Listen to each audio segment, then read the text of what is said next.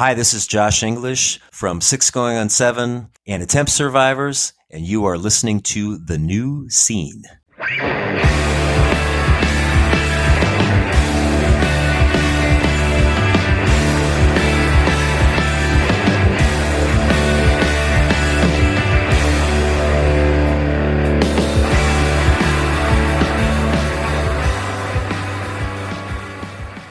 Hello, everybody, and welcome to The New Scene. I am your host, Keith, and we're back with a brand new episode. And this week, I've got with me Tim Brown of Loudsounds. Tim, say hello to everybody. Hey, everybody. How's it going? Welcome, Tim. It's great to have you here as a first-time guest and co-host. And on the show this week, we've got Anna Troxell of Lovelorn. That conversation is coming up in a minute. You're going to love it. We discuss everything. We discuss what's going on with Lovelorn. There's some Creepoid talk in there. We discuss Anna's new hardcore band, Mugger, and of course, her podcast, the Convalescent Flaneur. That's a recovery-based podcast. I encourage you to check it out if you haven't yet. And Lovelorn are at Psycho Las Vegas this week, so if you are attending, make sure you check them out. We're going to get into all that. There's some good recovery talk, and myself and Tim are going to be having some good recovery talk in the end as well, because we are two recovered. Wait, you're not supposed to say recovered. Right. Tim, we are two recovering people in music, yes? We are in recovery actively. Active. There is no recovered. The work never stops. So it's a jam-packed episode. I'm excited to be here. I'm excited to be here with Tim. We're going to get into it in a second, but first, I must ask for your support. Support the New Scene. I mean, why wouldn't you? Follow us on Instagram, Twitter, and TikTok at New Scene Pod. Follow our YouTube channels. We've got a main channel with full episodes. We've got a clips channel with highlights from our favorite episodes. We've got a new gaming channel where I post gaming content that I create and highlights from Twitch. Subscribe, like, comment, all that good stuff. We've got shirts up at Deathwish Inc., t-shirts, and a long sleeve option, and reviews. Now, I have great news, everybody. You have heard me asking for Apple Podcasts and Spotify reviews for months and months. Well, we are finally at 100 on Spotify, so we just need to close the gap on Apple Podcasts. Once we get over 100, I'll stop asking. That's my promise to you. But thank you, everybody, for your support. It means a lot, and it makes this show possible. And don't forget to support Iodine Recordings. We've got a great tour coming up, and I can't wait to go to this myself. One Line Drawing, Joe McMahon of Smoker Fire, and Her Head's on Fire. A tour. All of these bands on one tour. It kicks off October 21st in Boston. Can't wait. It's going to be awesome. Tim, I was talking with Casey recently, and we realized that I have interviewed every one of these bands. That rules. And I love when a tour comes together that's so stacked as a fan, when you know that the entire time you're going to be enthralled. That's so exciting. It is. And all of these bands are on Iodine, which is cool. I've spoken to all of them, and I haven't met all of them. I've Joe from Her Head's on Fire, I've met a couple times, but I'm just excited to go to the show and see everybody in person and just, chop it up. It'll be a party. That's so cool. Yeah, it's going to be awesome. Let's talk about some music recommendations here, Tim. Now, I don't mean to put you on the spot, but I'm going to personally recommend Loudsounds to the people because I've been rocking the Index EP. It's got 3 songs on it. Everybody listening, I implore you to check it out. It's great. Post-metal, heavy shoegaze, think bands like Psalm or maybe some Deftones in there. Tim, I really like it. I really like what is going on. Thank you so much. That really means a lot. We're super proud of those songs, and we're excited to move forward and come out with a full length soon. That's awesome. I can't wait. And to our listeners, I'm going to put a Loudsounds song on our New Scene 2022 Spotify playlist. Make sure you go and check it out. Tim, what are you into these days? What are you listening to? I'm listening to a lot. I'm a weird music listener in that when I find something I like, I kind of beat it to death.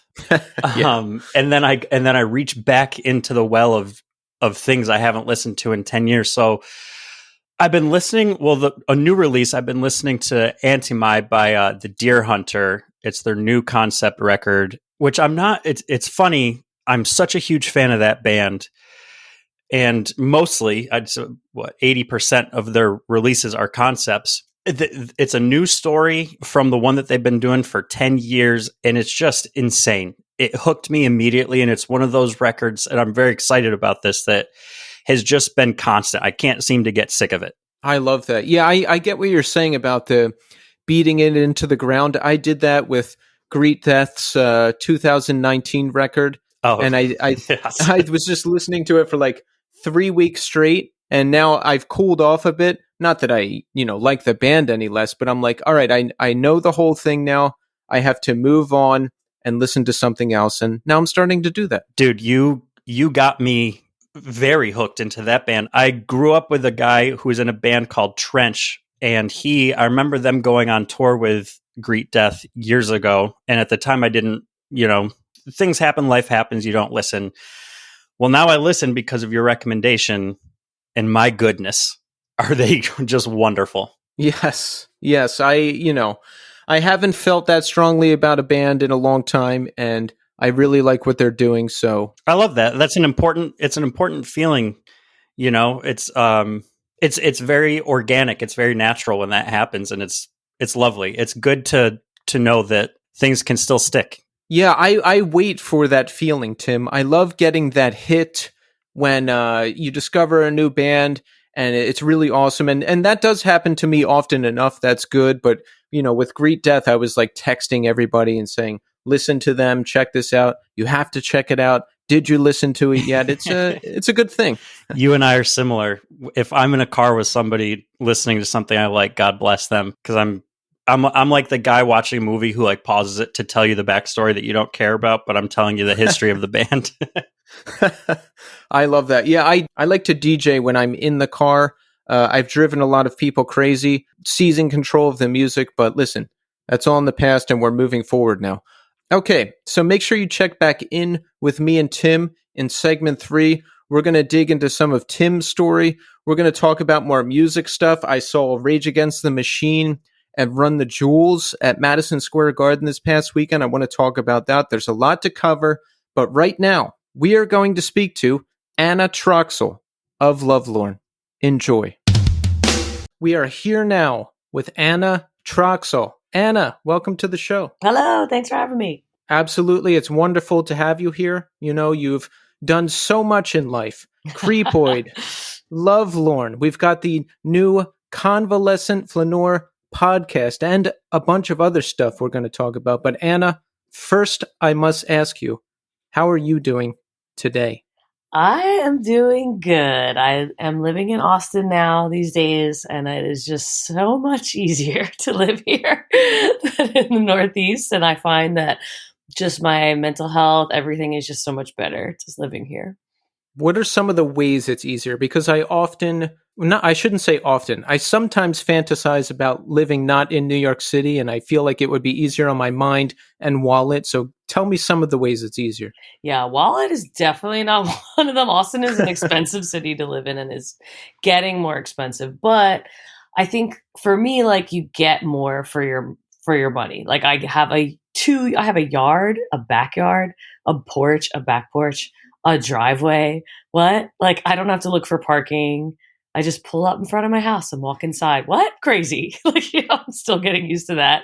Like in Philly, it was just like, oh, okay, yeah, that's going to I have to budget an extra hour to find parking at the end of the night or whatever. You know what I mean? And I found myself like not going out, not making plans with people because it was it was hard to get around sometimes. And, the weather, obviously, I don't like the cold. I don't mind the heat. So it's definitely hot. It gets hot as fuck down here, but I like that. So that's fine with me. But the biggest reason that I'm here, that Patrick and I moved here and that we will probably be here for the foreseeable future is HAM, which is the Health Alliance for Austin Musicians. It's the only program like it in the country where you just have to prove that you're a working musician. And they're like, cool, here's your health insurance. Like you would at a normal job. Really? Yeah, it's really amazing. It's robust and thorough and covers mental health, so it's just like, it's hard to imagine living somewhere else now knowing what I can get here, Yeah, I mean, that's crucial because so many musicians are stuck without insurance or money, and then something happens and everyone puts up a GoFundMe Right. because there's no support. Exactly. Like Pat tore his ACL and his meniscus last summer. And I was like, wow, this would have definitely been a GoFundMe situation, but we live here. And so it's covered. It was like 90% covered. So it's amazing. I got to give a shout out to him. I love you. Thank you. You know what? You're jogging my memory now. I think we had Pat on this show shortly after the surgery. He was still in recovery. Okay, there you go. So I guess he's doing better by now. Yeah, he's good. He's all pretty much back to normal. He still complains, but he's just getting old now, you know? Yeah. I just hit 40 years old, and very quickly I'm seeing things start to change. It's kind of crazy. Oh my God, I'm hitting 40 in August. So I got a couple more months to be wild. Live it up as much as you can. I'm trying. For the first time in my life, I'm actually watching what I eat, and I never, ever, ever thought I would have to do that. Well, there you go. Catches up. It certainly does. So now you've been up to a lot, Anna. Let's talk about Lovelorn first. Sure. You put out the excellent LP, What's Your Damage, in 2021. Yes? Yes. So that's been out. We've been touring. We've been getting out there. We've been playing. How has everything been going? It's great. Another thing that's cool about Austin is like you can play a lot here. You know, like in the Northeast, it's more like, oh, like don't play too much. You know what I mean? I feel like that's like the vibe. Like promoters are like, don't play a lot because people won't come out. Like you need to like, you know, build up the desire. I noticed that's a thing with Philly bands. They won't play Philly often, and then it'll be a big thing when they do play Philly. Totally. And I think like I get that. Like if you're a big band, you know what I mean? But like when you're starting up, like a new band should play all the time. You should play as much as you possibly can because that's how you grow your audience. And like that was something that Creepoid always like one of our like work ethic models was say yes. You know, like we just always tried to say yes if we could. And that like served us really well. But I found like with Lovelorn, it was hard to do that because like people were just like, oh, no. You want to like make people want you. But here in Austin, you could play every day, all day. Nobody cares. They're like, promoters are like, yeah, cool. Play tomorrow, play the next day. Who gives a shit? You know what I mean? So like, that's great. And it enables you to not only build your audience and your fan base, but to make money, which is like what we all want to do, you know, as well. It's like, it'd be cool if this would just be like my main thing and I didn't have to do all this other bullshit stuff to like keep myself afloat. So that's been really cool. It's just been able to build up Lovelorn here and like get a whole new fan base really of just like people that didn't know Creepoid, you know, like as I feel like in Philly and lots of places in the Northeast in general, it was really just like a Creepoid fans that are kind of wish it was Creepoid. You know what I mean? And like moving somewhere else and still being a young, new, fresh band, we were able to get like new fans that didn't necessarily remember us from anything else and just were like into this, you know? Yeah. And I think that's the way to go because it would suck if you're just tied to the old thing, you know, right. and that's what people are expecting. Exactly. Yeah. So I think we've finally gotten over that hump of people coming and wondering what it's going to be like and not really understanding. And like, you know, I get it. Like, I like Creepoid too, you know, like, I'm like, but this is like a new thing, you know? And I talk to lots of musicians that have gone through this, and inevitably, whenever you start a new project, there's this like, they want to talk about the old thing, and you're like, yeah, but like, I'm doing this now, you know what I mean? Yeah.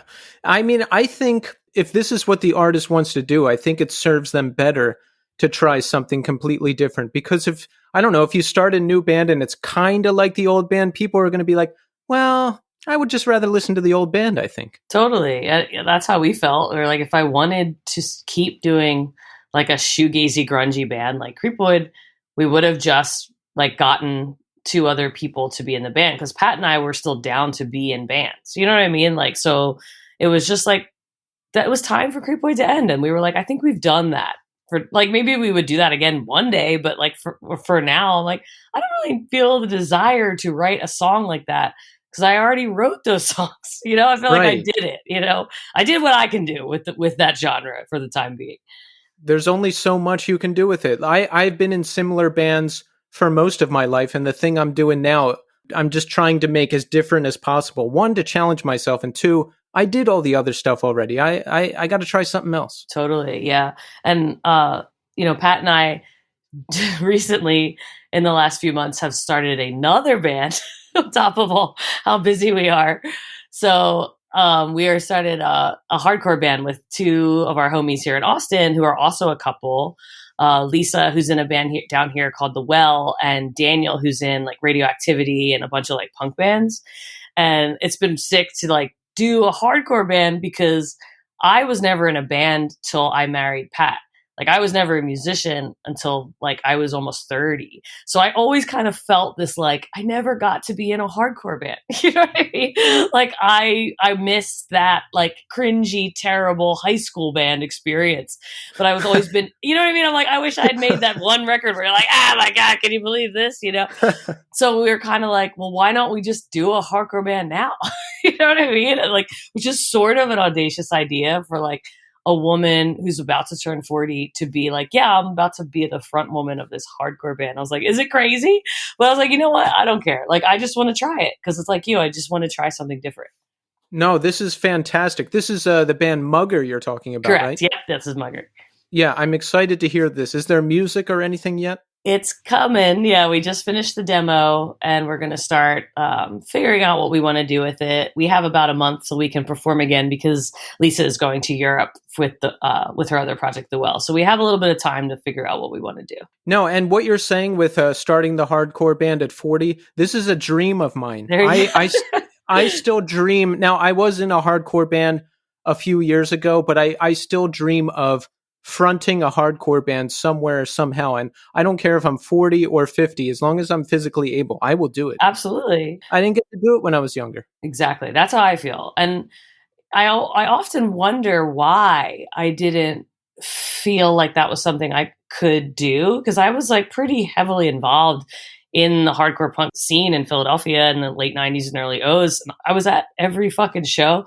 And it's weird. Like I didn't see a ton of women like as performers, you know, like there were women for sure in the scene, but not a ton performing. And I kind of kicked myself that it took somebody else, like my husband, to be like, you could do that. And I'm like, I don't know. He's like, you could do it. So I'll try. Which, you know, eventually made him very angry because, well, not like in a teasing way, but he's like, oh, cool. Like the first band you're in, like, is successful and you get like a Fender sponsorship. That's cool. I've just been in like bands my whole life and I've never gotten anything, but that's all right. Well, hey, you got a later start and we have all these connections now. Yeah, exactly.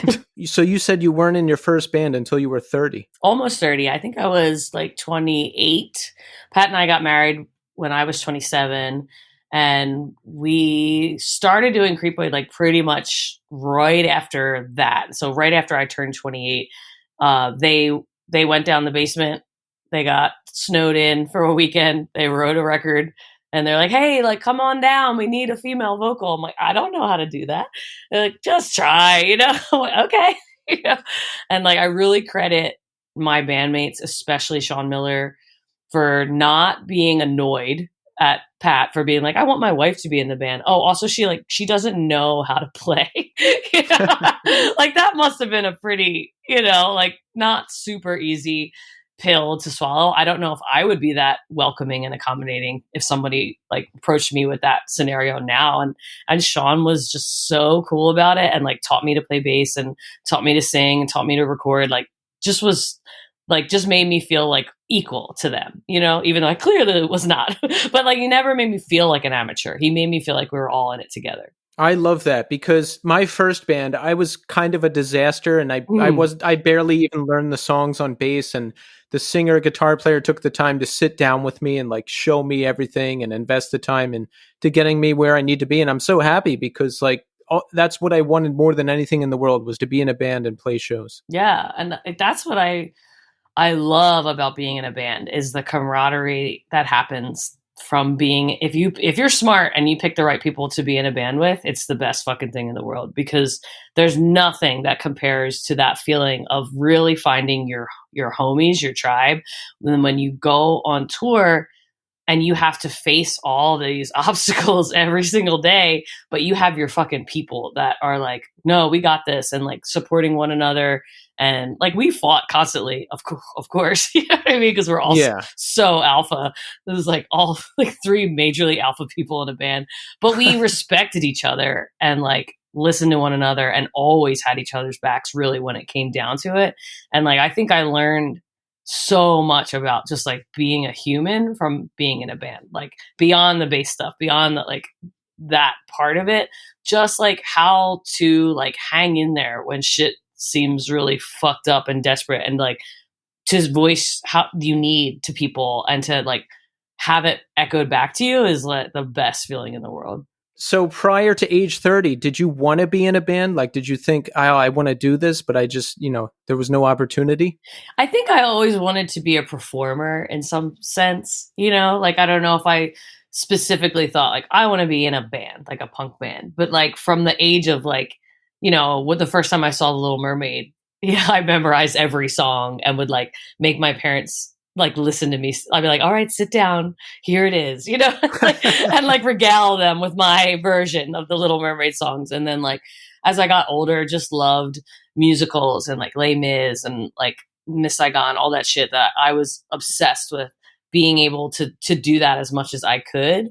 But I was a punk, right? So when I went to high school, it was like, where I went, it was not cool to try out for the plays. And what I mean? But same here. Yeah. It was like you were a freak. Yeah, that was like the nerd shit. But like it was cool to be on stage crew. So like that's what I would do. Like I was on stage crew doing like the lights and like building props and building the shit for the shows. Like that's what I really, really liked. And I wonder like if I had that opportunity that if things would have like shook out differently, if it would have seemed more attainable. But by the time I was like going to shows, I just like loved being there. So it wasn't something I thought like, dang, I wish I could do this. It just honestly really didn't occur to me until like later, way later in life. Yeah, same here. It happened later for me. Well, I was in my first band when I was 24 and then another one close to when I was 30, but it took a while because I don't know. I was just too afraid. I couldn't get it together myself, and I just didn't have the ability to do anything when I was younger. Anything. Nothing. I'm lucky I was even able to dress myself. Yeah. I mean, even in Creepoid, I always knew like, okay, yeah, I get it, y'all. Like, I'm new to bass. I'm not the best bass player in the world by any means, but I had a background in performance art. Like I went to grad school and most of my work in grad school was performative. So I felt comfortable in front of a crowd. So I think like I knew like, okay, I do have something I can bring to this table. Like I have skills that maybe they don't fit exactly, but I know what I can bring to make myself like a vital and important part of this piece. No, and that's a big piece of it. Absolutely. If you know what you're doing and you know how to work a crowd, like that goes a long way. Yeah. So we came up in the same scene, didn't we? Where'd you go to high school? I went to Cardinal Doherty. In Olney. Okay. Yeah, shout out CD2G. So did you go to shows in like Bucks County and Philly too? I didn't go to a ton of shows in the suburbs because I did not have a car and I lived in Philly.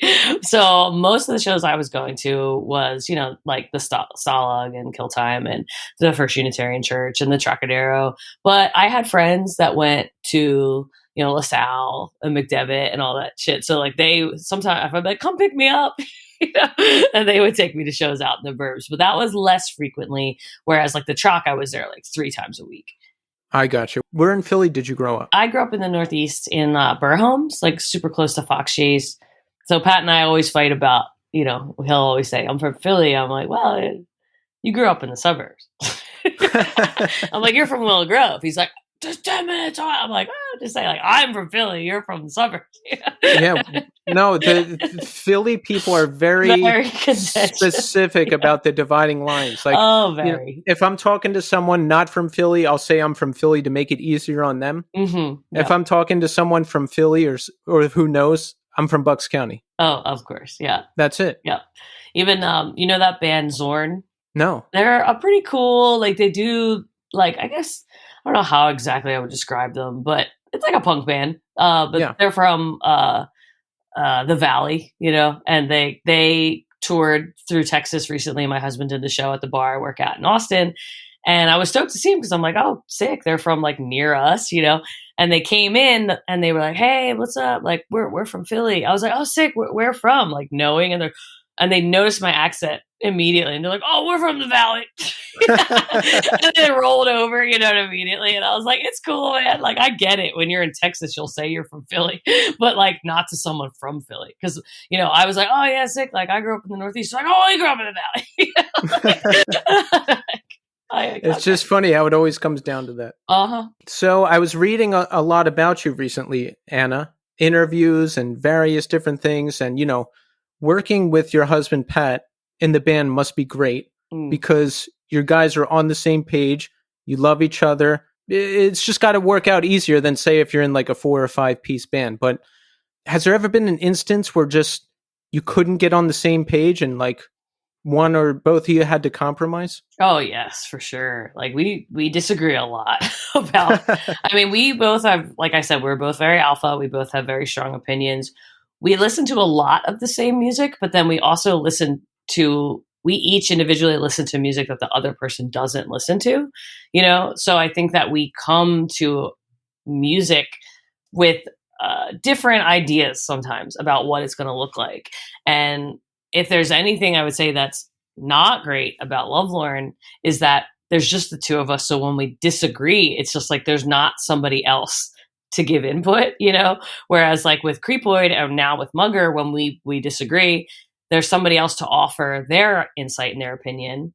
And I respond really well to critique in general. Like I can go along with people. If 2 people are telling me this part should change, it's easier for me to be like, okay, the part should change, But if it's just me and my husband, I'm like, what do you mean? What do you mean it should change? You know what I mean? It's harder sometimes to remain a bandmate when it's just the two of us.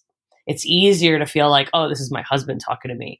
But when there's 4 people in a room, it's easier to be like, oh, we're bandmates right now.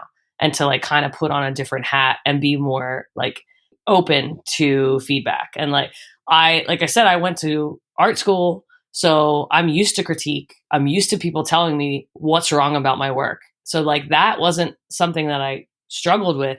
I'm a big fan of that. I think critique is good, but it's hard when it's your husband, and likewise for him, I'm sure when your wife is being like, I hate that.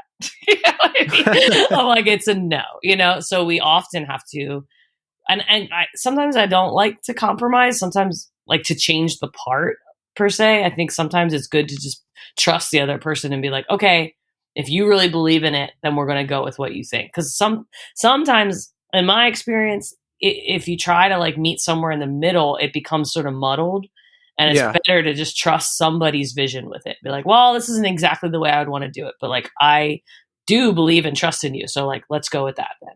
That makes sense. I'm trying to figure out the line where is it just me being stubborn, or do I just not want to listen to the other person? Because sometimes I'll play a guitar riff and someone will make a face, and I'll be like, "What's that face for? What?" Yeah. Like, and it's like, is it really not good, or am I just pushing ahead because they don't like it? It can be confusing sometimes. For sure, yeah. I imagine even more if you're married to the person, right? Because it's like the music we create, it's personal. It's not like a math problem. It's like comes from within. So to have people critique it is not always super easy, especially when it's someone you love. And like something that's worked for Pat and I is to just show each other pretty early on what we're working on. Because if you take it like, if say I spend like 10 hours working on something and then I show it to him and he hates it, that's a lot harder of a pill to swallow. You know what I mean? Which has definitely happened. And I'm like, well, I just fucking worked on it all day. And, now I know like if I have an idea, like let me just run it by him pretty early on, because then I can get some feedback before I spend all day on it. And then I'm salty. And like feelings get in the way, like if I'm not too attached to it yet is always like, that's one of the ways we've learned is best for us. I just think working collaboratively always leads to something better for me than what I would have done on my own, and I think like likewise, when someone shows me something, I think that I have good feedback to give. So like when people used to always ask Creepoid in interviews, like, oh, how do you write? And we would be like, oh, we write together. And I feel like people never believed us. You know what I mean? They're like, oh, but surely like one person's the main songwriter. We're like, not really. Like we all kind of take turns over who has the shell, the idea, and then we all give input, and that was what worked for us.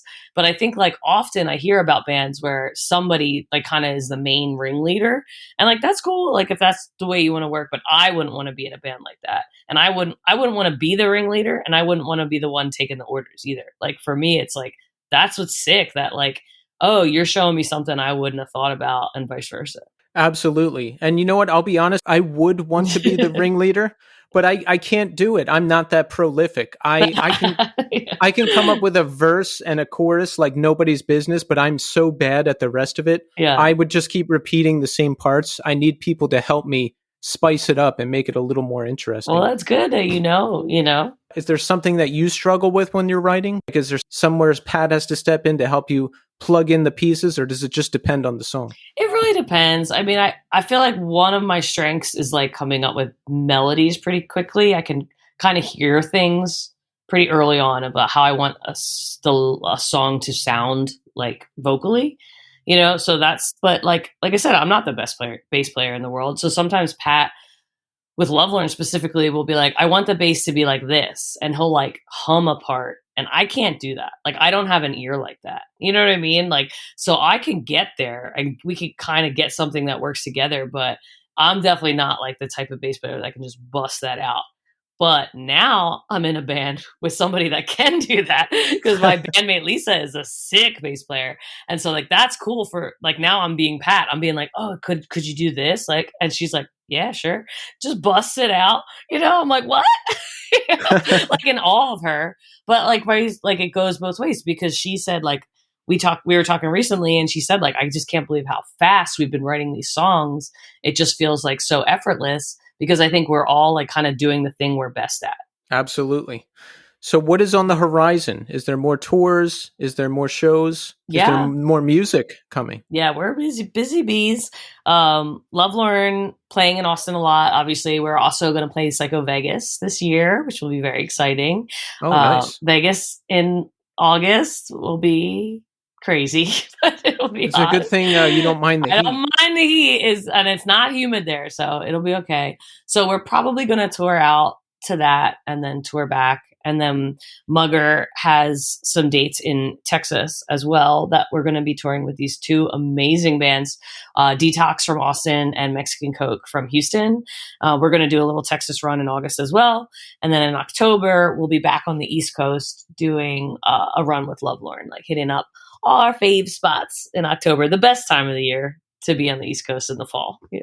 Nice. So you mentioned in Austin, like it's not that big a deal to just keep playing if you're in a band. So with that in mind, how often will you play? Like, what's your schedule? How does it shake out? It depends, but like usually 2 to 3 times a month. Oh, that's good. Yeah, so you can make money, keep your name in the like zeitgeist of people's attention span, you know, and like play different clubs, like see what works for you. Like play here, play there, play south, play west, you know. Yeah, you could essentially just keep playing shows in Texas and forever be okay. It's such a giant state. It's like different worlds. Yeah, I was a little nervous about living somewhere that was so landlocked, and like when you're on the East Coast in Philly, you know, you can bop around to so many cities so easily and play like New York, play Boston, play Baltimore, DC, like really, really without going on tour. You know what I mean? Like just like a weekend.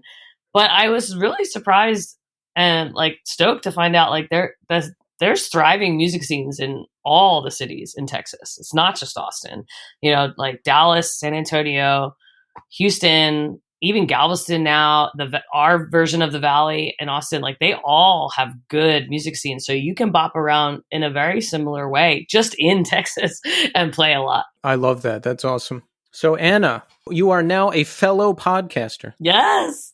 You have a new podcast, the Convalescent Flaneur, and it is a recovery-based podcast. I've listened to a couple episodes, and I really love this because I'm heavily involved in recovery. I attend, I work in recovery, I help others in recovery, I am helped in recovery. So I hear these stories almost every day. Yeah. So to hear them with artists that I love is like icing on the cake. And, you know, you have an all-star lineup. We've got Laura Jean Grace, we've got Jeff Rickley, we've got Nicole Francis from Soft Kill. Excellent guest list. I really love what you're doing. tell us, how did you decide to start the podcast?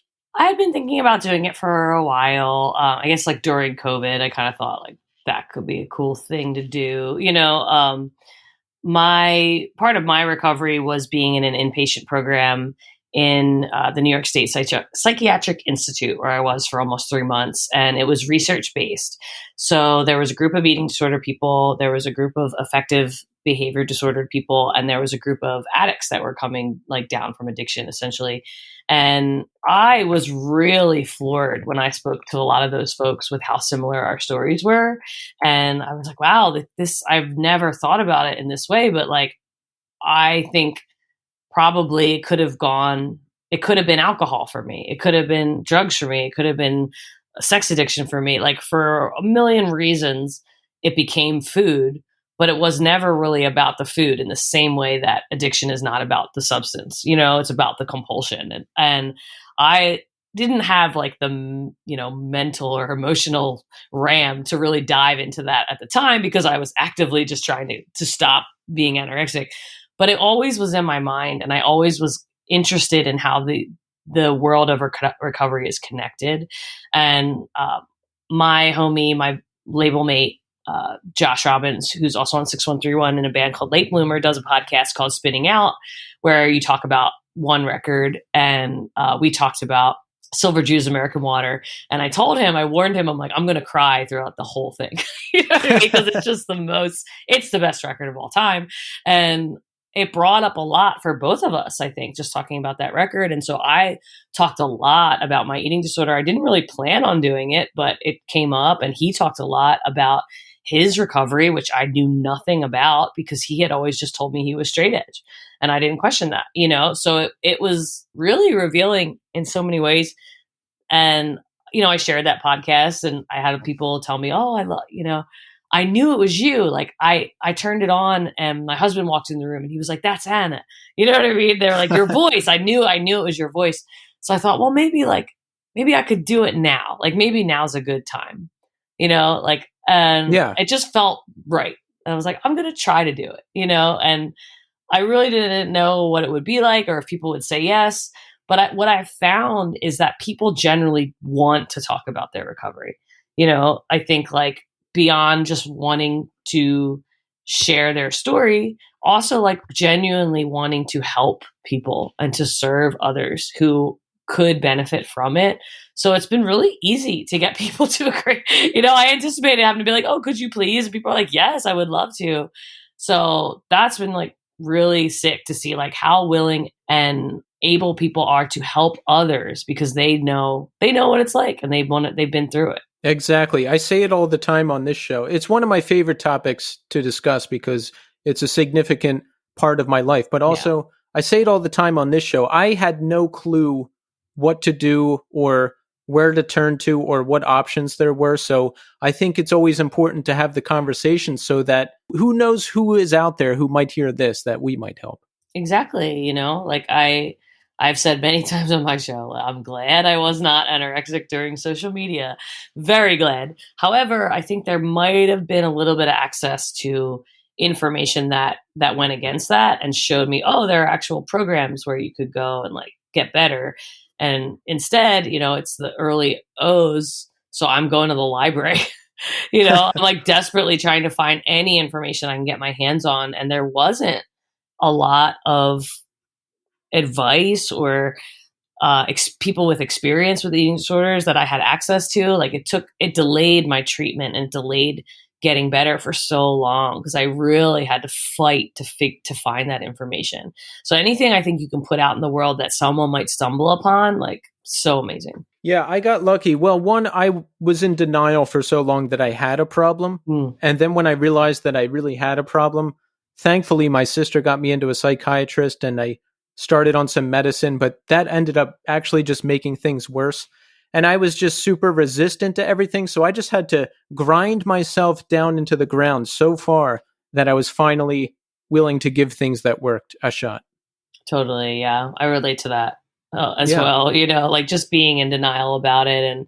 And within eating disorders, there's such a comparison component with like, I'm not sick. I'm not that sick. I'm sick, but I'm not really sick, or you know what I mean? Like, I know I'm starving myself, but I do eat, and I Yeah. kept fucking with my head, I'm like, and I think I talked to a lot of people with addiction where they're like, yeah, I kept saying, well, I know this isn't super great, but I still have a job or I still have a wife or whatever. So it can't Right. be that bad. And sort of Right. the bargaining that happens with yourself that you just are, unfortunately, I think you can't get well until you're ready to get well. Exactly. You have to make the decision. Now, I listened to the episode where you detailed the beginning of your story of recovery, and I was blown away by just by how much identification I had with everything you said, because I think with addiction it truly is just the feelings are the same no matter what it is you're doing, because you suffered from a eating disorder.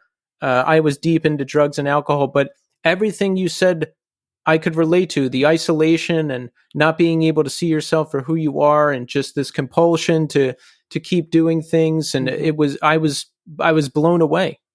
Yeah, and I feel that likewise when I hear stories of addiction, like I said, like in the hospital where I was like, wow, like yeah, we're the same. Like it all just started with this fear or this whatever, like the hole inside me that I thought would never get filled. That finally I found something that filled it. Like starvation worked so well. It just I always try to explain, like it's not that I wanted to be thin. I didn't want my body to be thin. It was the feeling of thinness that was so addictive, and like I just had to have that feeling of escape, like of disappearing, of not being inside my body, of being somewhere else.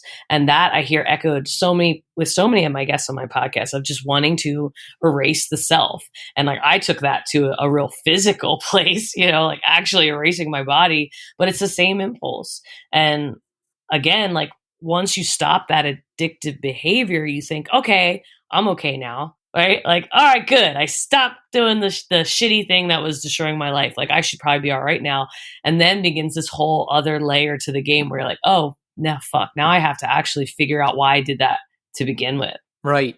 Now that you have a number of years away from the active damage you were doing to yourself and all that, have you looked at that? Have you uncovered some of what got you into that place in the first place? Yes. Yeah, definitely. I've done a lot of work around it. I actually wrote a memoir, which I'm trying to get published next year, which served for a good vehicle to do a lot of that deep digging. Even beyond like being in therapy, I think sometimes you just need to do like some solo internal work, like Yeah. on your own, like take the tools you're learning in therapy, but then just like also be doing some deep diving on your own. Because I mean, for me, I'm not always super honest in therapy, I will say.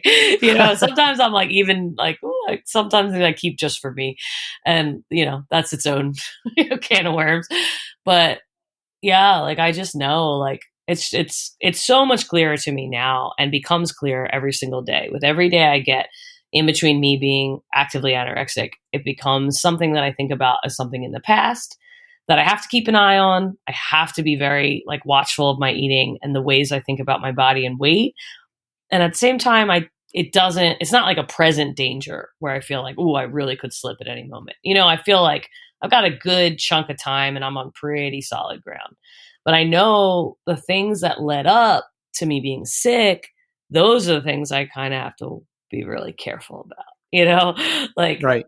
those are the things that are going to get me in trouble. Not necessarily like the eating stuff, not that stuff. It's more the like when I want to be perfect, when I'm finding that kick up in other ways, whether that's in the band, I want to be the perfect bandmate, or at my job, I want to be the perfect employee. I want to be needless. I want everyone to be able to give me what they want me to do, and I just do it. Right. Like those are the things I have to be like, okay, where's that coming from? Where's that coming from? And like, why was I taught that that's how you get love? Who taught me that? Like, I have to be perfect to be deserving of love. And just like trying to examine all that like childhood trauma shit that, you get taught as a kid, for better or for worse. This is how you build up your ego. This is how you can feel good about yourself. And those ways did not ultimately work for me. They worked for a while, and then eventually they didn't work. And I had to figure out a new way to feel good about myself. And that way became starvation. So like it's those same things that I have to remember. How do I feel good about myself? How do I take care of me? Very difficult. The work never stops. Never stops. I'm not one of those people who can just stop and then be cool. I have to do work every day to stay on top of this thing. And it sounds like you're the same. Yes, for sure. Yeah. I think I'm just very naturally inquisitive and curious. So there's that human desire to understand where you want to know, like, why me? Like, why did I become anorexic? Like me, who didn't care about her body. Like, you know what I mean? Like in high school, it wasn't like I was a kid that was like, oh, like I need to lose weight. I need to be thin. Like that was not a thought I ever had. I never wanted to be like thin until I became anorexic. And then it quickly just spiraled into this complete obsession. So it just was so confusing, I'm like, why did this happen? And so I think I wanted to like dive and figure out like all the ways that food was used as a love language in my family, and like eating was signifying, I love you, you love me, I'm safe, I'm okay, and like that's why I used it as my fuck you. Like, how can I say fuck you to my family, my Italian Catholic family, not eating? Yeah. Denial that's like, of food. That's like the biggest fuck you to an Italian family. Yes. And I think I was unable to say to my family, I need help, I am struggling, I feel lonely, I feel isolated. You know what I mean? I couldn't do that. It was too painful to do that. But instead, I found a way to show them I was unhappy, and that was how I communicated it to them. And I was like, here's how I'm going to show you that I'm sick, by making myself look physically ill. Wow, that's such deep insight. It's crazy when you think about it. Yeah, it's crazy the lengths to which my psyche did this without me even knowing about it at the time. You know what I mean? I'm not like at all aware of this at the time. I'm not thinking, here's how I'm going to do it. I'm thinking, I feel fat. Like that's what I feel. I feel fat. I should probably lose weight. And then instantly became obsessed with losing weight. It happened so fast. I really cannot underline enough how quickly I went from like, I think I'm going to join a gym and lose 5 pounds to like, I've lost 50 pounds in 6 months, and like so quickly became something I wanted to do to something I had no control over. That's how it happens. It happens quick. I never planned to become a drug addict, but now with years of recovery and all this stuff, I can look back and see that I was critically, painfully shy and introverted, maybe some untreated PTSD. And I just happened to take this one drug this one night, and I felt completely uninhibited. And I was like, oh, okay, here's the answer. Exactly. And then you're off to the races. And it sounds like that's what happened to you too. Like, I listened to the episode where you told the beginning of your story, and just it was very compelling. And I have to say, the cliffhanger really worked because the episode ended, and I was like, I got to hear how this ends. I gotta hear this. And I looked, and you didn't tell the rest of the story yet. Not yet. No, not yet. All right, so folks, you got to tune into that. But can you share how you ultimately began to help yourself, or do you want to save that for your podcast? No, of course not. I'll give you a shorter version. Give me a taste. Yeah, I'll speed things up between like me, like kind of figuring out like, okay, fuck, like I am now into this other part of this experience where I have no control over this, and I'm waking up every morning, and instead of saying I don't want to eat today, I'm saying I really, really want to eat today. I hope I can eat today, but still not being able to eat. So that was like the next level where I realized things had gotten completely out of control to the point where I could not get myself to eat. And I couldn't ask my parents for help. I just went desperately on like, well, maybe things will get better once I graduate from college. Maybe that'll be the thing, Oh, okay, maybe things will get better when I'm going to move to New York. Maybe things will be better then. Maybe things will get better when I get this cool job in photography and in fashion in New York, And there was just never the thing, and it only got worse and worse and worse. And somebody approached me on the subway, taking the 6 uptown. She said, I see you every day. I know you have anorexia. My sister was anorexic. Please get help. And walked away. And it really shook me to my core because nobody had said that to me. Not my friends, not my family, not my professors. Nobody had ever said that, even though I knew people thought something was up. So I thought, okay, something is wrong, like this is bad if my physical body is indicating this. And the next day I walked past a sign in a window that said help end eating disorders, and it was a peer-led support group that was free every Thursday on 34th Street in New York City, and it had one of those little tags at the bottom of the flyers where you could pull it off, and it had the number. So I grabbed one of those tags. It took me a while. I didn't call them right away, but eventually I worked up the nerve. I called and I went, and that support group it set everything into motion. I was finally with people that understood. Like, it didn't make me change my behavior at the time. It didn't make me stop being anorexic, but at least I was with people that understood that I didn't want to be thin, that it was this feeling I was chasing and that I couldn't stop it, like the compulsive end of it, and like that camaraderie of feeling like, oh, my people, like, get it. Like, that felt so great to be a part of. And that led to me finding my therapist, who hooked me up with a woman who gave me a scholarship to go to outpatient. Wasn't enough for me. And so I finally was able to find a program that I could go to go inpatient. And the main factor that was keeping me from getting well when I wanted to get well was money. I looked at a lot of programs and they were around $1,000 a day, which was just like laughable. Like, it literally made me laugh. Like, I was like, well, there's no way I'm ever getting better. Like, I'm like, well, Right. $1,000 a day, and they were recommending you'll be there for 2 to 3 months. So, you can do the math, like, that's unattainable. That's not something that's going to happen for me. So there was a big chunk in my story where I kind of resigned myself to being anorexic. And I thought, well, I'll figure out a way to survive. I know I'm never going to be happy. I know I'm never going to eat, but at least I'll like get through life, basically. So finding the inpatient program that took me for free saved my life. And that's how I got better. And that's how I gained weight. I would not have done it on my own. I do not believe for 1 second I would have been able to do it on my own, because I really at that point wanted to. Like I say, I woke up every day and said, I want to gain weight. I want to eat. Please, please, please let me eat. Please let me eat. And I couldn't. So I had to be in a program where they locked the doors behind me and they said, you don't eat today, you don't use the phone. You don't eat today, you don't see your friends when they come visit you. You don't leave the unit. You don't go outside.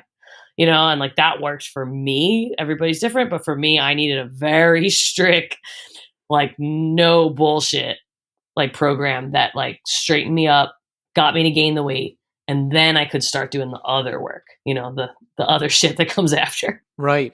Now, once you gain the weight, and I say that in quotes because you were probably just a normal weight now. Right. Yeah, exactly. Was it hard at first to get used to the new healthy you? Yes, very difficult. Not in a like, I don't like this body. You know what I mean? Not like, oh, I feel gross or I feel fat again in my normal like body, pre-anorexic body. It was just different. It was just like a kind of like, who's this now? You know what I mean? Like, yeah. Who's this alien body that I'm not used to seeing and I don't know who she is, like that feeling of just being like an alien within yourself. And when I was really sick, you might have heard me talk about on my podcast, I othered my anorexia as an octopus. Oh, yes. So yeah, my octopus was still there, right? So my octopus is still there being like, yeah, you can do this now if you want to, but like, we all know you're coming back to me, baby. You know what I mean? Like, that was kind of the vibe. He was like, okay, I'll let you gain this weight, but like, this isn't going to last. And the rebelliousness of me worked now to fight against him. Like, I was like, well, no, fuck you. You know what I mean? I just did all this work. I'm not doing it again, because it was not easy to gain weight. I was astounded by how long it took me to get my body back, that I was finally like, I don't want to lose it again, because it's just like, it's dangerous. It's health. Like, there's so many health factors, like, similar to drug and alcohol addiction that come into play where, you're putting your body at physical risk as well as the emotional stuff. And I just was tired of doing that. Right. That story you tell with the woman on the train who just told you you were anorexic and you need help, that's pretty amazing. It reminded me, I used to take the train down to Philly and I would always go right to Oscar's in Center City. Mm-hmm. And one day I went there and I was blasted, and I just did too many drugs, and I was sitting at the bar and I felt like I was going to like keel over and die. Yeah. And this guy sitting next to me, I hear him mutter to his friends, "This guy's on," and he said the drug I was on. Mm. And I wanted to get up and like kill him. Yes. But he was right. Yeah. Well, that's He why was you right. wanted to kill him, because he Yeah. saw you. It's just so amazing, like how much we can't see ourselves. And I heard this so much in your episode of the Convalescent Flaneur, where you shared your story. Folks, please go listen to it. It's a great podcast and a great story. But you were telling your story, and it just reminded me of myself, because I was 6'2", 140 pounds. Mm-hmm. I was ghost white, but I thought I was God's gift to everything. I was like, I look so good. Everyone loves me. Yeah, I'm killing it. I'm like so cool, and I look at pictures of myself from that time and I'm like, Jesus Christ, no wonder everybody was constantly trying to feed me, Mm-hmm. asking me if I was okay, or like buying me food, or like obsessing about my weight. Yeah, for sure. It's crazy. Yeah. I don't have any photographs of my anorexic body at all. I got rid of all of them because they were just really horrific and too painful to see. There wasn't a ton of them because I actively avoided documentation if I could. But I was in art school when I was sick. So, one of the ways I dealt with my illness was to take photographs of my body. And so that artwork remains, and like, that's one of the ways that I was able to see what I looked like. I couldn't see it when I looked in the mirror fully. I didn't like looking in the mirror. I didn't like looking at my body at all. So I avoided that as well. But I was curious because like people were telling me like, what's up with you? You know what I mean? Like, and like, so, and I also had one of the other people that approached me in New York was a photographer, and he said he wanted to take my photograph. And I said, no. He's like, oh, I would like to, because I don't think you know what you look like.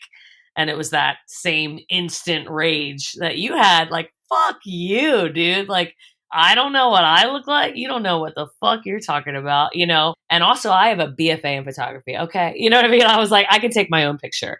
And so I did that like, pretty soon after he said that to me. And I still have those pictures, and they're pretty painful to see. You know what I mean? Because, again, I think back to when I was actually I looked like that, and I didn't know I looked like that.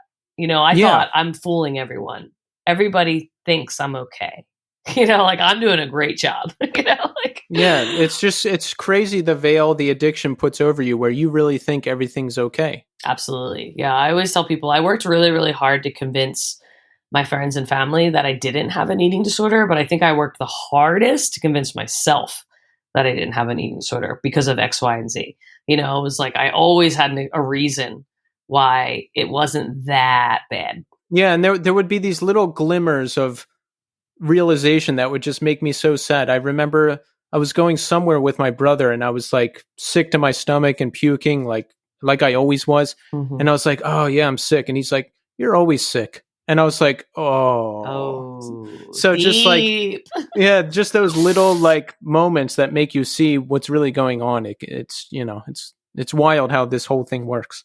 Yeah, I feel like that there was like these brief moments where I was able to like peer out from within, you know what I mean? And be like, oh, fuck this or that or whatever, and then I would just go right back like a clam, like digging deep, like just burying under the sand.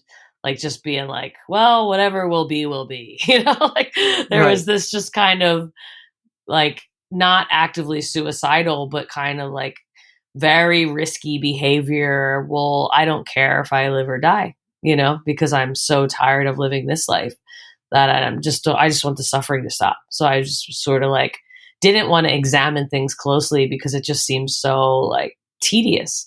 It's just too much. I can't handle that. I'm just trying to survive. Exactly. You're speaking my language. Yep. I can relate. Yeah. I can relate to everything you're saying. So, I mean, do you have temptation still to go back to the way it used to be? Like for me, I'm not in active danger anymore because I do so much work on myself. It's not like if one bad thing happens, I'm going to go back to the way I used to be, but I still dream about it at least 4 times a week, maybe 5 times a week. And like, I'll think about it and be like, oh, maybe I could do it now because it's been a while. But ultimately, I know that that's a terrible idea and I don't want to go back to that life. So do you ever have thoughts like that? Oh, for sure. Yeah. There's like the thing about eating is that you have to do it. Yeah. And you have to eat all day, every day. And so I have to face the thing that almost destroyed me constantly and figure out how to have a healthy relationship with food. And also be a woman who has a body, who's turning 40, who gets photographed for her job, and people share those photographs of you performing in a band or whatever. And like, I have to I have fleeting moments of dissatisfaction with my body, which I think are within the realm of normalcy, but it's almost like I'm not even allowed to have those feelings because I know that they could lead to me being hypercritical about my body as a means to escape other things that aren't going well in my life. So I have to be like, like I can't think about that. Or, I can't diet. I can't do that. I can't go to a gym. I can't exercise. Like those are healthy things for most people, but they're not healthy for me. And so you can't even do them at all? No, I cannot do them. I'll do, yoga, things like that. I know I'll keep within the range of safety. But I did try to go to a gym, I would say maybe 4 or 5 years ago. And it was something I talked a lot about before I did it. I talked with Pat, my husband, and we went together in the beginning. It took a lot of convincing to get him to agree to it, rightfully so. And I pretty quickly realized, like, I am not here because I don't like my body. I am here for other reasons. I'm here because I want that feeling again. You know what I mean? Not thinness, the feeling. Exactly. And I was able to stop. It was pretty, I was like, I don't want to go here anymore. You know what I mean? Like, that's scary. But it was interesting to see, like, that was 10 years plus from being out of the hospital, from being recovered. And it was still something like a dangerous place for me, a dangerous activity. So I have to constantly, like you, be kind of watchful of when things pop up and I wonder, I could do that now. Or I could do that now. And I fucking can't do that now. Like, what do you mean? You can't do that? Are you crazy? And I have to be like, no, I can't. But to still have to eat all day, every day, it's not something I can just cut out like the gym. I can just cut out exercise from my life and never have to think about it. But with food, I have to eat every single day. And I still have the impulse of when things aren't going well, if I have a shitty day, if I have like bad news, if I'm disappointed, my impulse is to skip a meal. That's the first thing that comes to mind. Well, I'm not going to eat today. And it feels horrible to eat. Yeah, that's my thing. When, some people overeat to compensate for things, but the first thing for me, if I'm going through some kind of distress or something like that, I don't eat. Like, I'll lose weight. Exactly. I think a lot of folks do that, and because it's like, it's all tied up into pleasure and like how you experience pleasure. And if that feeling of denial can be pleasurable, and like for me, that makes it feel okay because I've given up something that I like. So I've like punished myself kind of, you know what I mean? And like, so now I've atoned for whatever fucking thing was like bad. But like, I have to recognize that I know if I skip one meal today, that I might skip it again tomorrow. Exactly. It only takes one time to get back on the train. I know that from experience. Yeah. But at least you have the foresight to know why you're doing things and pull back when you need to, like with the gym. Like, for example, I don't like being in bars unless there's a purpose. I'll go to watch a band and then leave. But if my friends are like, hey, we're hanging out at this bar, do you want to come by? I'll be like, no. Right. No. Because it's dangerous. Yeah. As they say, if I'm in the barbershop, I'm going to want to get a haircut. I've never heard that. Yeah. Yeah, makes sense for sure. And you just have to like I'm sure you just question like, well, why would I go to a bar? Why would I do that? Yes. Like that's not a place where I belong right now. And for better or for worse, that's just what I try to do now is like set myself up for success. It doesn't always feel good. Sometimes I actively feel like a failure because I can't I'm like the anorexic in me is like, you lost it. You know what I mean? Like you had it for a minute. You could do this. You had this superhuman power where you didn't need to eat, and you've revealed yourself to the world now as this just like crumbling human like everyone else. I still feel that way sometimes. I'm like, I had it and I lost it, like, because I'm eating this meal that I didn't want to eat, but I'm eating it. But I have to challenge it and be like, well, no, it's actually like, you got to eat, girl. Yeah, eating is like really good for you, I've heard. Yeah, apparently you do need to do it. I've tried it, y'all. Your body like starts to actually fall apart. 10 out of 10 would not recommend. No, let's avoid it if we can, folks. So how are you liking the world of podcasting? I wandered into it kind of haphazardly, which I'm glad, because if I saw the number of great podcasts out there and all that stuff, I might have gotten discouraged. But I got inspired by a podcast, and I was just like, I like what they're doing. Mm-hmm. Let me try to do that. But how are you liking the whole thing? I love it. I really do. It's cool to just do something that's really just like pure. You know what I mean? Like, it's just to help people and to like help me. And you know what I mean? Like, it's so good for me. I get so much out of it about talking about my recovery. It keeps me well for that day. It keeps me honest. I'm like, well, I got to do the fucking thing I'm talking about. You know what I mean? And like, I think it helps my guests. And I think it helps the people that listen in. So like, just to do something I don't want any money from it. I don't want to get famous for it. I don't want it to, I don't want anything other than just what it actually is to like spread hope. Like, that's my only impetus. So it's been amazing. Like, I walk out of doing my like, whatever you would going to call it, like an interview, whatever, like recording the episode, and I just feel great, like it's like I feel the way that I used to feel when I was trying to get fucking thin, it's like not that good, but it's close. Yeah, no, exactly. I'm racked with anxiety in the hour leading up to the conversation, but when it's done, I feel almost high. I'm like, I'm going to play 10 video games. I'm going to eat a square of dark chocolate. It's going to be crazy. Yeah, you're like, whoa, wild night. All right, well, let's recap. Now, if you have not heard Creepoid, I really recommend doing that, right? Yeah, please. Why not? It's a great band. And of course, we have to listen to Lovelorn. That's Anna's current band. I love the band. I love the record. What's Your Damage? I'm looking forward to more. They're going to be out at Psycho Las Vegas. There's going to be plenty of shows and plenty of opportunities to see you, yes? Yes, definitely. And when can we expect new music? Is it too early to ask? Too early to say. Yeah, we're it's going to be coming. We have stuff, but we have to like kind of pace ourselves a little bit. And that's the way to do it. You know? Why rush? Yeah, I know that there's this like constant need for content now, but I would just rather do something that feels good to me, Exactly. And with a band, that's the way it should be done. Like a podcast, you got to kind of crank them out every week, but a band, you can go 2-3 years between records, and that's fine. Yeah, that's fine with me. And of course, Mugger. Now, Anna is fronting a hardcore band. I can't wait to hear this. This is going to be cool. Yeah. When can we expect that again? Probably the fall. Okay. Yeah. So I'm looking forward to that. And Anna has written her first memoir, Egg Held Up to Candlelight. Now, you're still looking for a publisher, yes? Yes, I am. All right. So if there's any publishers out there listening to this, come on. Come on. Get in touch with Anna. Listen to her story in her episode of the Convalescent Flaneur. And if it's half as good as that, publishers are going to be beating down the door. I feel pretty good about it, y'all. I really do. I don't say that to toot my own horn, but like I've said on this podcast, I wasn't a musician growing up, but I've been writing since like the second I learned how.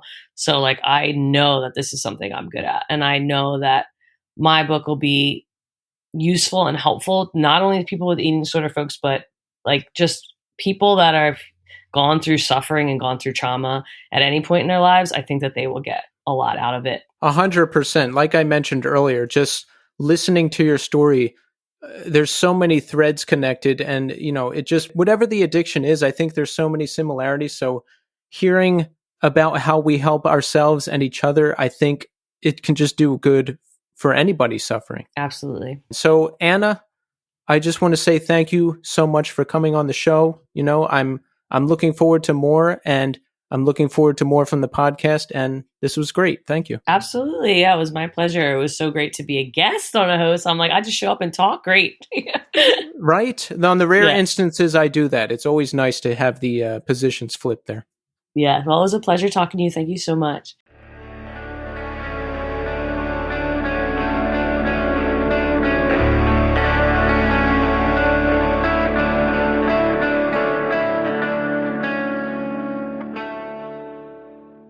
And there you have it, Anna Troxell. That was an incredible conversation. It was great to finally have Anna on the show. You know, I dig all the music she's made over the years so much. We grew up in the same area, which is always awesome. Creepoid, so good. Love what her and Pat are doing with Lovelorn, and I wish them continued success. And of course, the Convalescent Flaneur. This is a great podcast. And to our listeners, I really recommend that you go and listen to it and also rate it 5 stars on Spotify. You know, I'm always going to push that for my fellow podcasters. It helps us out. But check out the podcast. Anna's got a great selection of guests.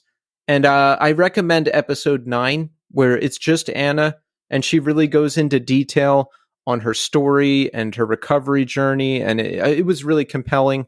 It was great. I still got to listen to that one. I listened to a couple, and I love podcasts where people are just talking naturally about things that are important to them.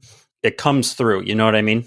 Absolutely. Yeah. I mean, I can listen to recovery stories all day. And like I was telling Anna when I was speaking with her, even though we struggled with different things, her with anorexia, me with drugs, the feelings are the same. I felt the same things she felt, having to work through that and just coming out on the other side of it well, and being able to thrive and function and everything now is such a great thing. But yeah, I mean, great conversation. Yeah, and that's something that really struck me too is, most of the stories that I hear about recovery, given that I'm recovering from alcohol, is surrounding drugs and alcohol. So it really struck me how similar that is. And it seems to be a common thread, is that you hear somebody's story, and that's the point of talking to other people in recovery or other sober people, is that you find common threads, and as they say, you take what you need and you leave the rest. You know what I mean?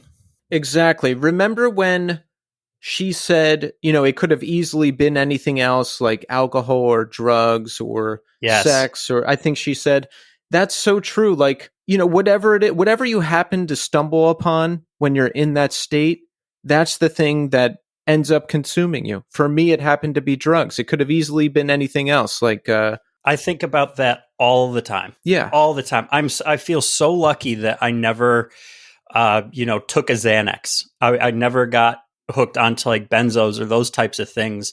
And I truly feel like that's just a stroke of luck that my path never brought me to those kinds of things. You know what I mean? I was never in my late teens, early 20s on an airplane and nervous and having to take a Xanax. Thank God. So Tim, I'm interested in some of your story as well. Now, you are a sober person in music. Talk about that. What did you struggle with? How bad did it get? And how did you overcome it? The big struggle is alcohol, baby. And it's always been that. I'm 31 now. I knew that I had a problem with alcohol when I was about 17.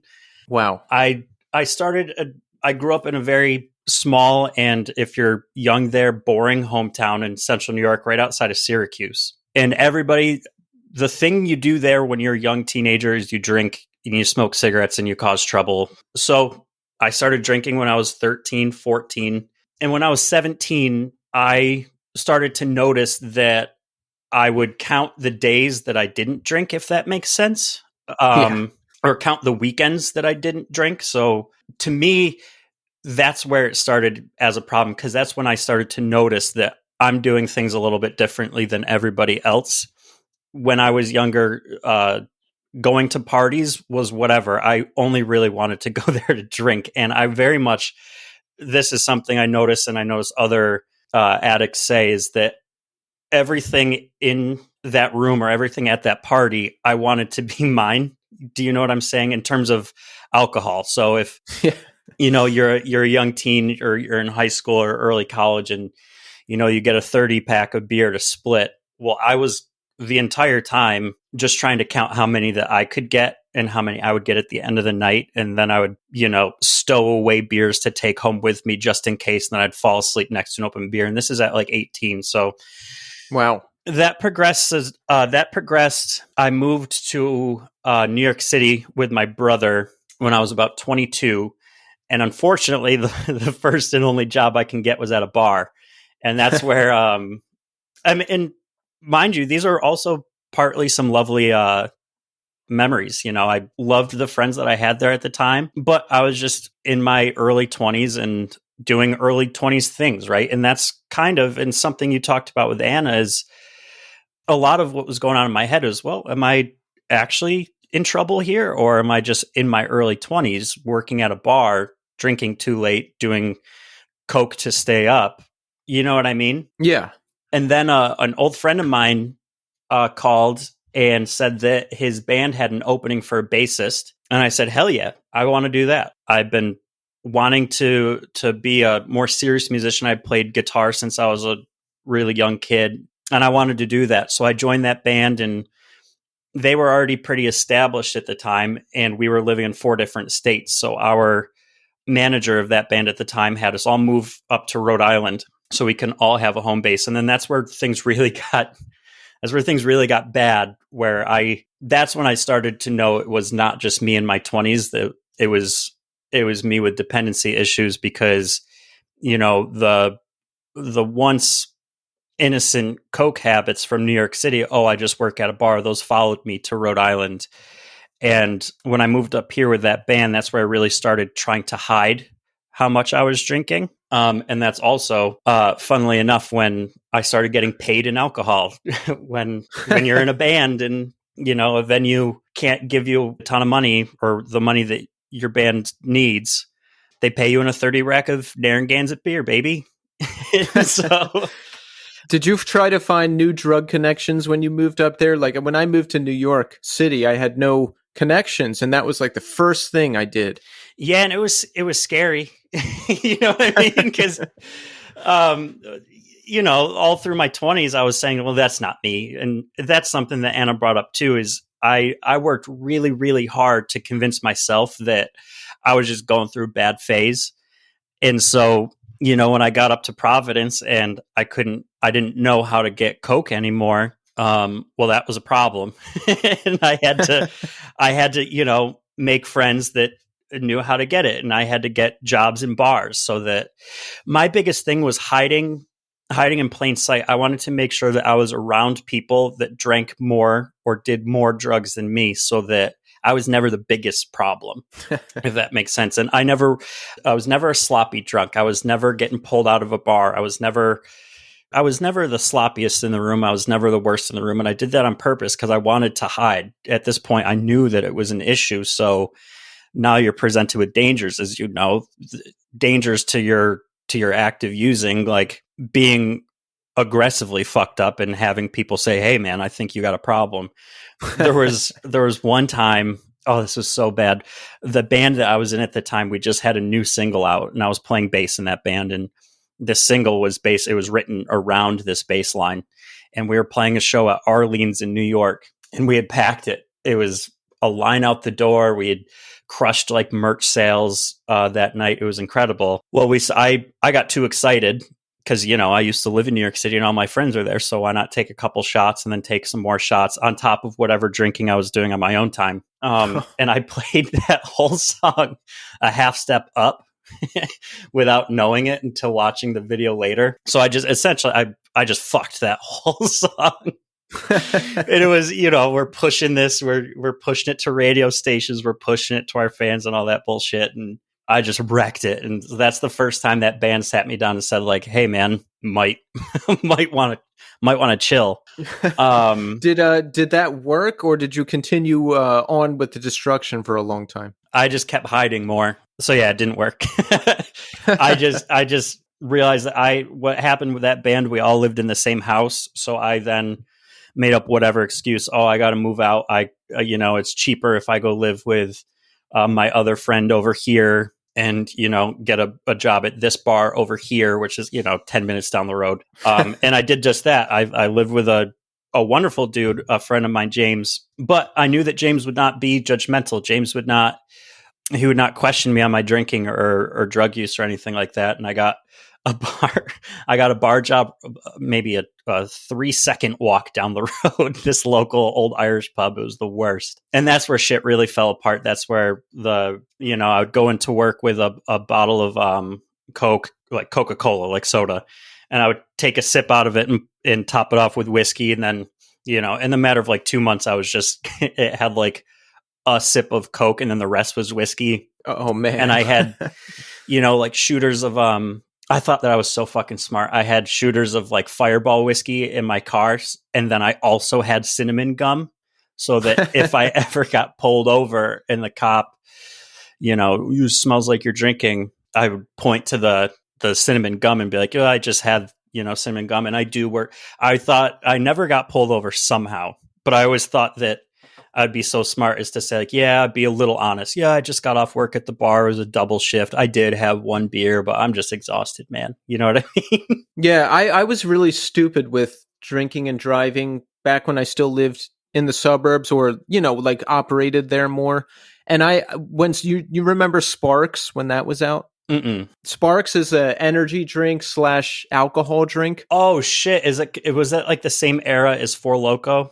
Yeah, and, it was before. It was like 2003, 2004. Okay. And it looks like a big energy drink can. Mm-hmm. So I would just drive around and drink those. And I'm like, oh, if I get pulled over, I'll just tell the cop it's an energy drink. Dude, we think we're geniuses. Yeah. You know what I mean? Really stupid stuff. It was insane that I never got caught, but yeah, well, to cap off my whole story, basically that band broke up, and that band was also 100% of our lives. We really put our all into it, and it just, it just wasn't working out. And a lot of us left the band, and I think it was, I don't know if that happened in February. About 6 months later, I put myself in rehab because it had gotten uncontrollable, and I feel as though the way that I tell my story, it seems not that bad, but it was really bad. I was sick every single day, which is something that I heard you say, but my body wasn't accepting food.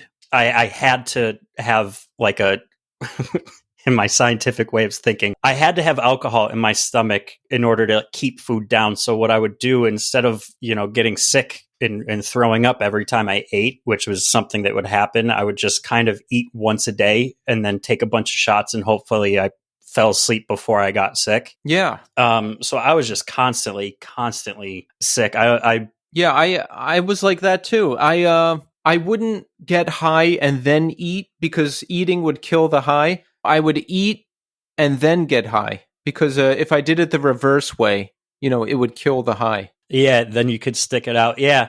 I can't explain how shitty of a feeling it is to feel like you don't have that control, because it's not just I'm hungry, it's I'm shake. I always had low blood sugar, and that if anybody can relate to that feeling of like right before you faint when you got the flu or something, it's that feeling constantly, especially when I woke up. So my big thing was, like I said, I wasn't a big a loud, boisterous drunk. I did not like being drunk, which is the great irony.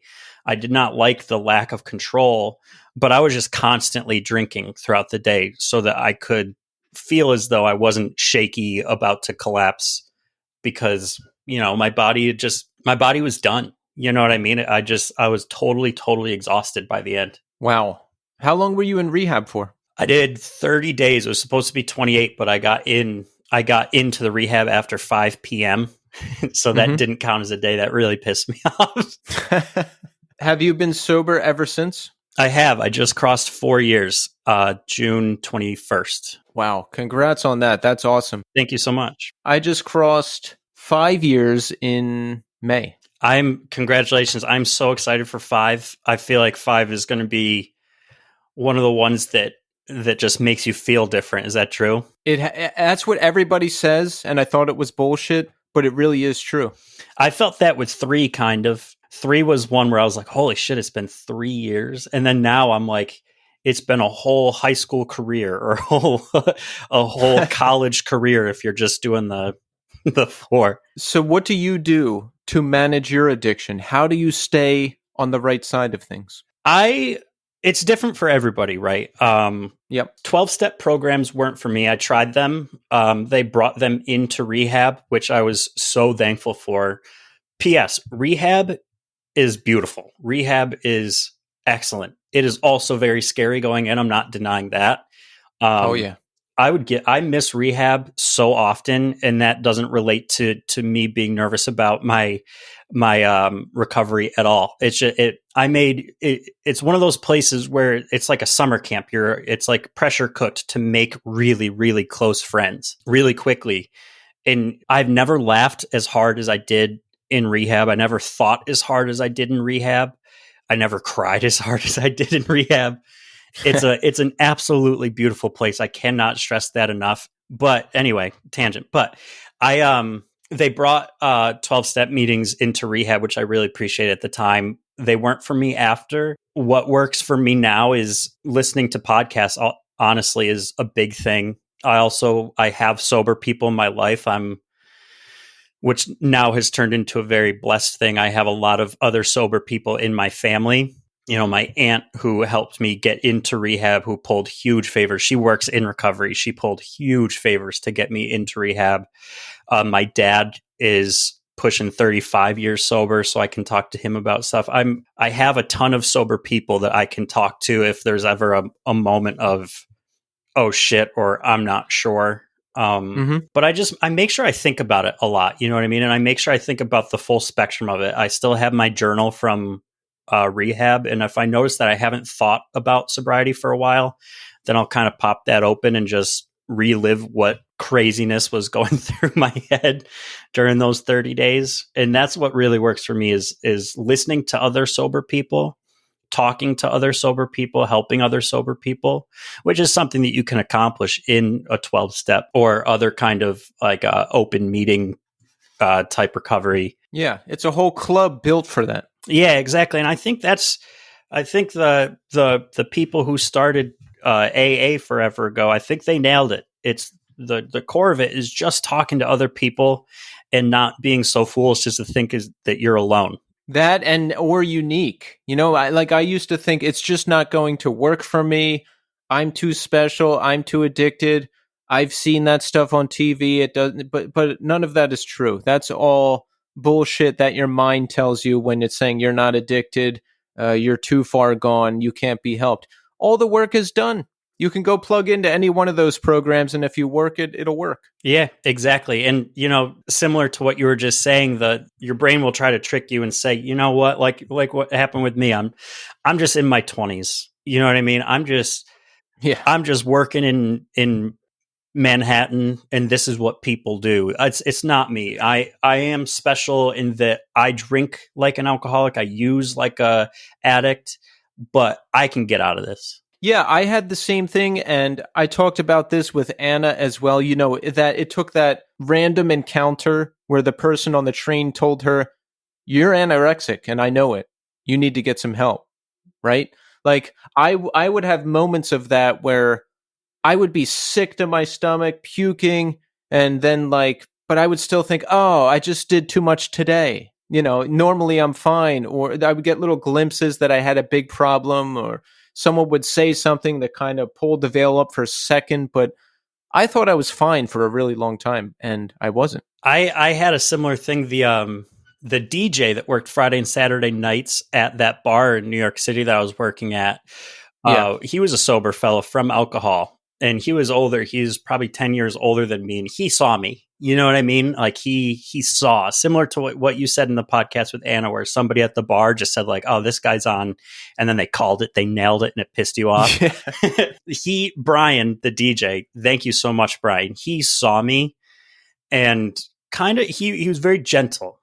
He didn't say, "Hey, go get help." He said, "I see your patterns. I can see what's going on here if you ever want to talk," which is the first time that anybody's ever offered me just to talk about it. And it scared the absolute shit out of me. And then there was one night I was all sorts of fucked up, and I I called him. I said, Brian, I need to just sit down and talk. And he said, all right, great. Meet me at this cafe, somewhere in Manhattan. And I walked in, met him. It was like 2 or 3 in the morning or some shit. And he sat down. I remember he got just like a big, like charcuterie board platter.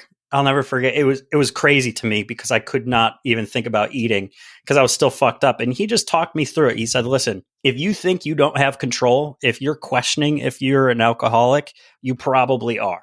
You know what I mean? Like if it's made its way to your doorstep that, oh shit, I probably don't have control.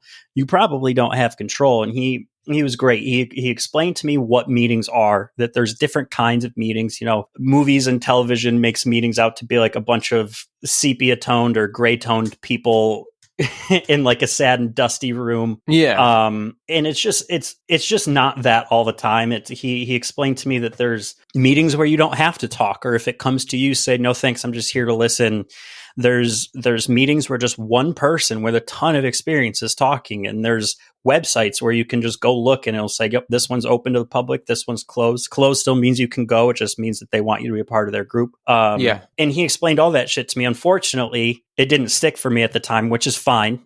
The point is, it takes a while. It takes a while. And he also, at the end of that meeting that him and I had at the diner, he was like, hey, P.S., it would be sweet if you came not absolutely loaded next time. I would try to cover up the fact that I was drunk.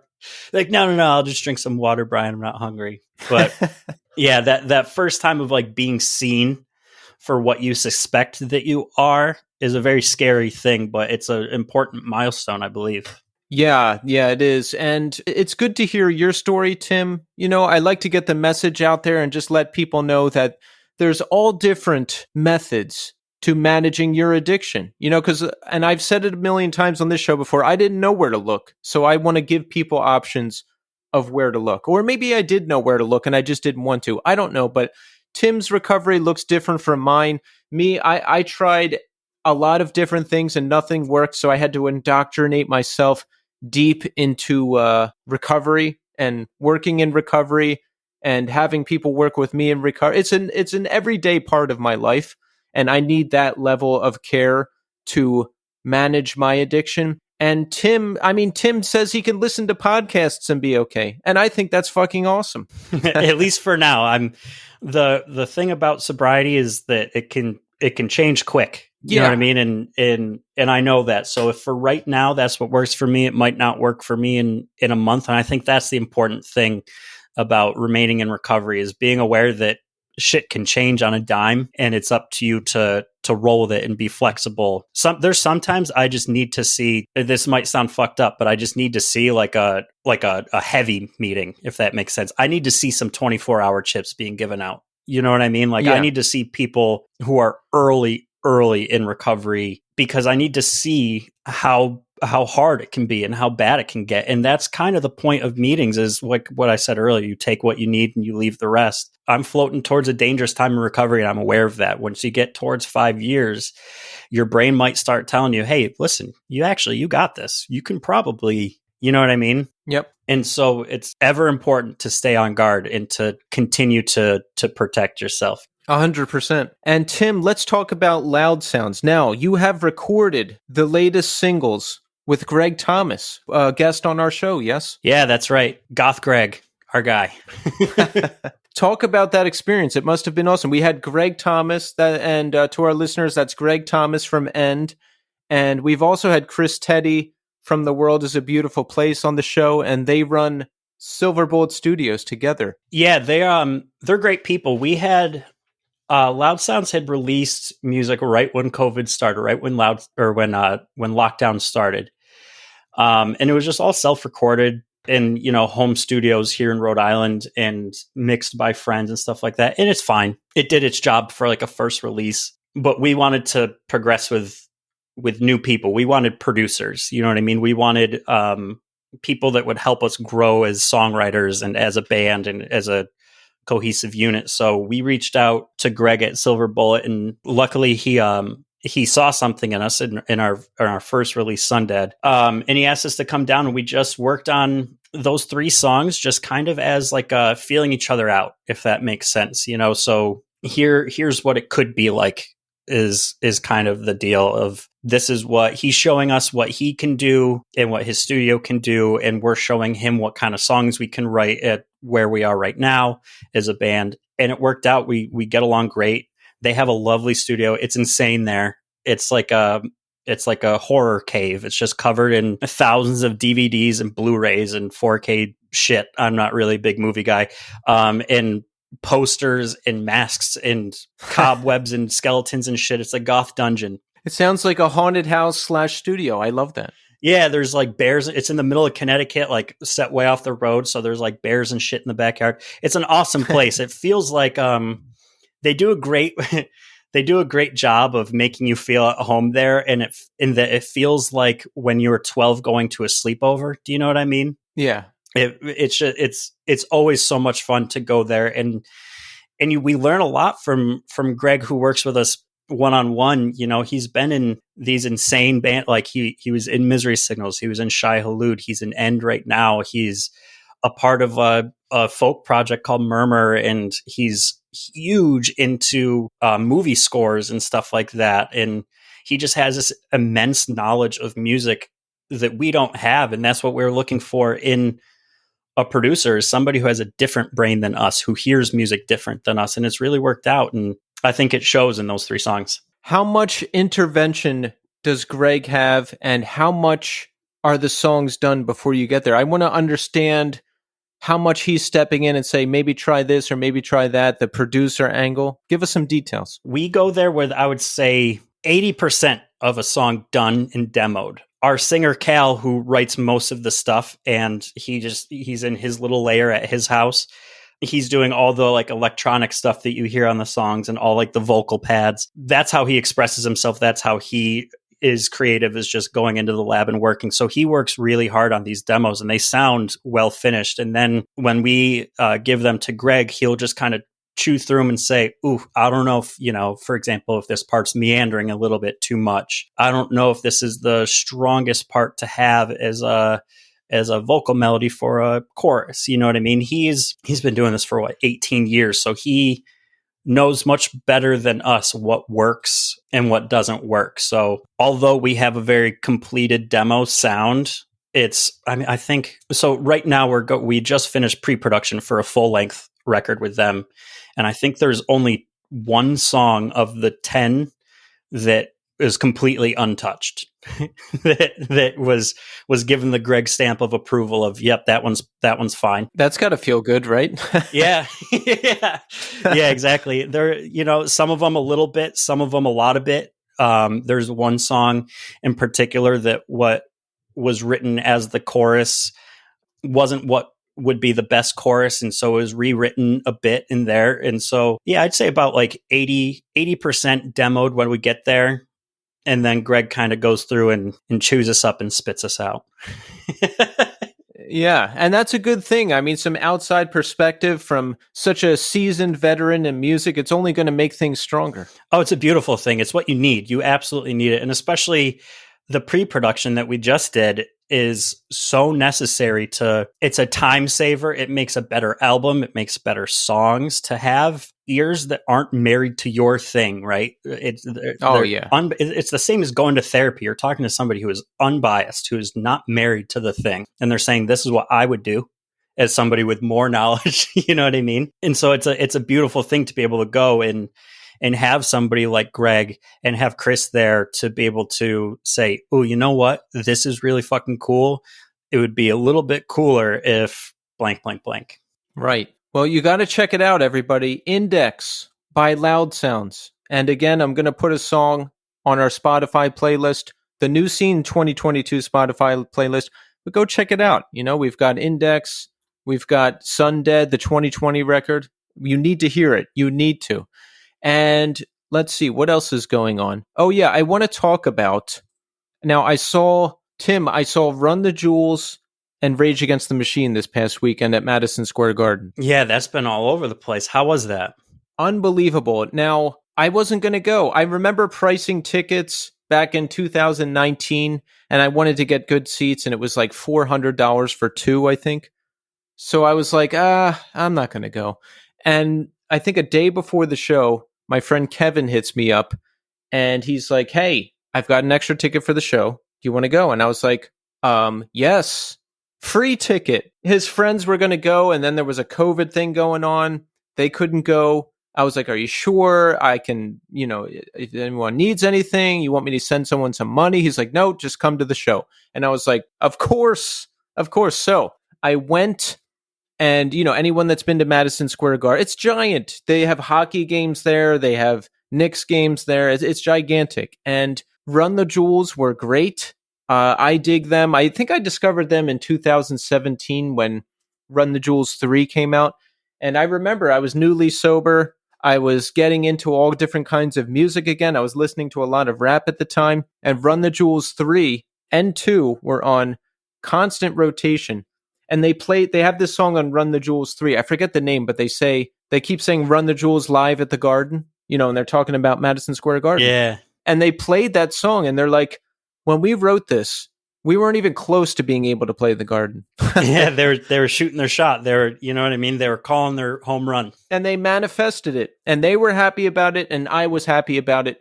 It was a great show. And Rage Against the Machine, I mean, what can you say? They're legendary. I've seen one show at Madison Square Garden. It was Death Cab for Cutie, and opening for them was Explosions in the Sky.